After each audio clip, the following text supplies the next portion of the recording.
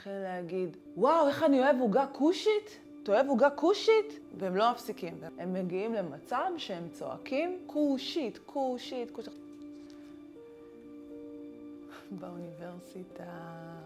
אני הייתי סטודנטית יחידה במחזור שלי, בתואר ראשון בפסיכולוגיה. כאילו מצד אחד את מאוד מאוד בולטת במרחב, אבל מצד שני כולם רוצים לעשות כאילו את לא נמצאת. כי יש משהו שמעורר אי נוחות בבולטות שלך במרחב. איזה יום אחד ישבתי שם בדשא מחוץ לגילמן, פתאום ניגש אליי סטודנט, בחור ישראלי, התחיל לדבר איתי באנגלית. ואני כזה, למה אתה מדבר איתי באנגלית? והוא הופתע. ובסוף מה שאני נשארתי איתו מהאירוע הזה זה שהוא היה לו יותר הגיוני שאני אהיה סטודנטית זרה, מישהי שהיא לא מהמרחב הזה ולא אתיופית. אצל הרופאה בליווי הריון.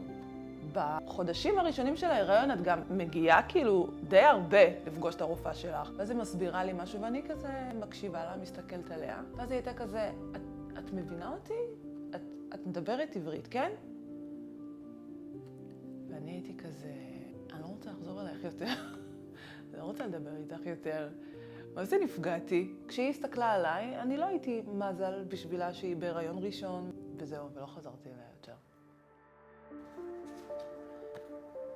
הדרכה בקייטנה. וואו, זה קשוח זה. כשהייתי בכיתה י' עבדתי כמד"צית בקייטנה. באחד מהימים עלינו לאוטובוס ואני עליתי אחרונה. ילדים בכיתה ד', משהו כזה, כן? מתחילים להגיד, וואו, איך אני אוהב עוגה כושית? אתה אוהב עוגה כושית? והם לא מפסיקים. הם מגיעים למצב שהם צועקים, כושית, כושית, כושית. הייתה שם מדריכה אחת שניסתה להשתיק אותם, אבל לא באמת הצליחה. ואני נעמדת ליד הנהג, ואני רק מחכה שהוא יגיע לתחנה שאני אמורה לרדת בה. אחרת שקצת רעדתי, הדופק שלי עלה, וככה הלכתי הביתה. כל פעם שמישהו אומר לי שלהגיד כושי זה סבבה, זה מעלה בי את הזיכרון הזה.